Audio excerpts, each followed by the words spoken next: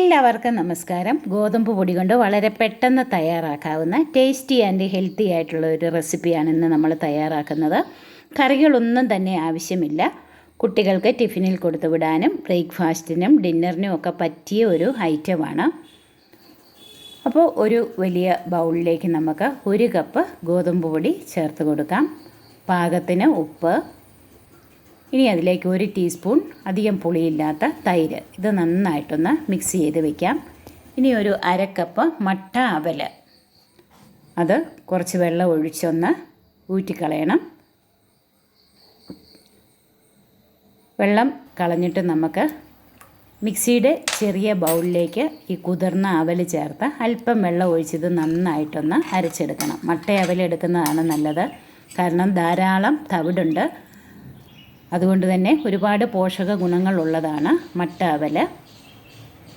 അപ്പോൾ നമുക്ക് ആ അരച്ച മിക്സ് വെച്ച് നമുക്ക് ഈ ചപ്പാത്തി മാവ് കുഴച്ചെടുക്കണം. അപ്പം വളരെ നല്ല സോഫ്റ്റ് ആയിട്ടിരിക്കും. രാവിലെ ഉണ്ടാക്കുന്ന ചപ്പാത്തി വൈകിട്ടായാലും ഇതിൻ്റെ സോഫ്റ്റ്നെസ് പോകത്തില്ല.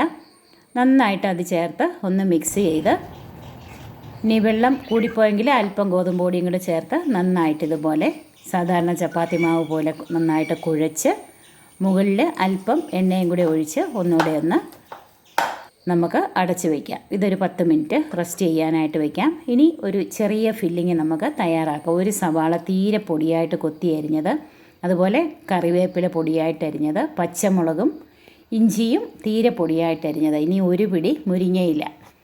മുരിങ്ങയിലയും ഒരുപാട് വൈറ്റമിൻസും മിനറൽസും ഒക്കെ ഉള്ളതാണ്.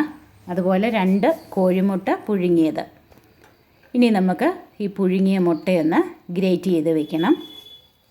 പെട്ടെന്ന് തയ്യാറാക്കാവുന്ന ഒരു ഫില്ലിങ്ങാണ്. ഒരു പാൻ അടുപ്പിൽ വെച്ച് അതിലേക്ക് 2 ടേബിൾ സ്പൂൺ എണ്ണ ഒഴിച്ച് നമുക്ക് പൊടിയായിട്ട് അരിഞ്ഞ ഇഞ്ചി ഒന്ന് വഴറ്റി കൊടുക്കാം. ഇനി സവാള പൊടിയായിട്ട് അരിഞ്ഞത് നമുക്ക് ചേർത്ത് ജസ്റ്റ് ഒന്ന് വഴറ്റാം. അതുപോലെ കറിവേപ്പില, പച്ചമുളക് അതും ചേർത്തൊന്ന് വഴറ്റി കൊടുക്കാം. പാകത്തിനുള്ള ഉപ്പ് നമുക്ക് ചേർത്ത് കൊടുക്കാം. ഉപ്പും കൂടെ ചേർത്തൊന്ന് ഇളക്കി മുരിങ്ങയില ചേർത്ത് കൊടുക്കാം.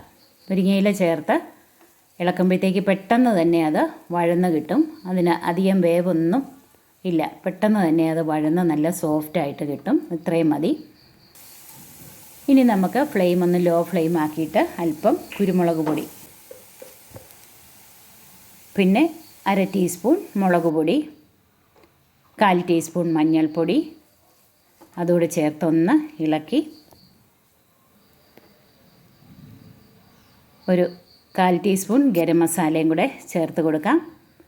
ഇനി നമ്മൾ ഗ്രേറ്റ് ചെയ്ത് വെച്ചിരിക്കുന്ന മുട്ട, പുഴുങ്ങിയ മുട്ട നമുക്ക് ചേർത്ത് കൊടുക്കാം.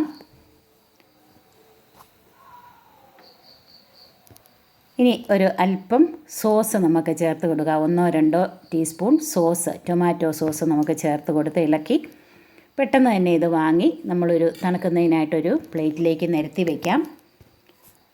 ഇപ്പോൾ നമ്മുടെ ചപ്പാത്തി മാവൊക്കെ നന്നായിട്ട് സോഫ്റ്റ് ആയിട്ടുണ്ട്. ചെറിയ ബോൾസായിട്ട് ഉരുട്ടി പൊടിയിലൊന്ന് മുക്കിയിട്ട് നമുക്ക് ചപ്പാത്തി പലകയിൽ വെച്ച് ഒരുവിധം കനം കുറച്ച് തന്നെ പരത്തി എടുക്കാം.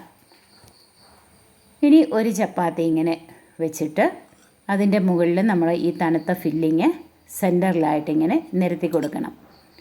കനം കുറച്ച് നിരത്തി കൊടുത്ത് വേറൊരു ചപ്പാത്തി അതിൻ്റെ മുകളിലേക്ക് വയ്ക്കാം.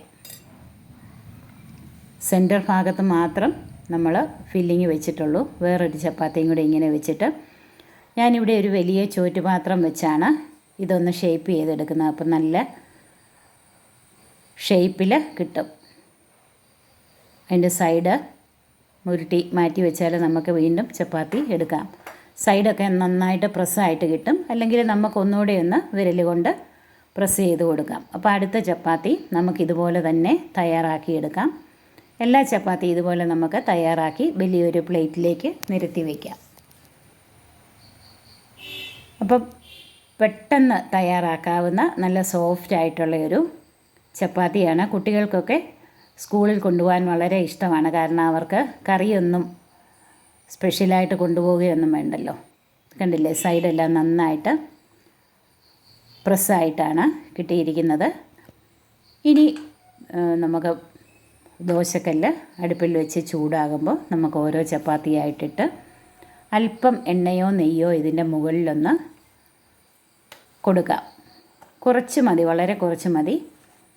തിരിച്ചും മറിച്ച് വിട്ട് ഒരു മീഡിയം ഫ്ലെയിമിൽ നമുക്ക് മുരിയിച്ചെടുക്കാം. പെട്ടെന്ന് തന്നെ ഇത് കുക്കായിട്ട് കിട്ടും. നല്ല ഇതായിട്ട് പൊങ്ങി വരും.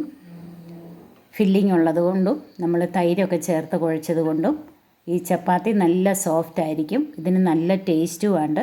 അതുപോലെ ഒരുപാട് ഹെൽത്തി ആയിട്ടുള്ളൊരു ചപ്പാത്തി റെസിപ്പിയാണ്. അപ്പം നിങ്ങൾ ഇതൊന്ന് ട്രൈ ചെയ്ത് നോക്കണം. Thank you.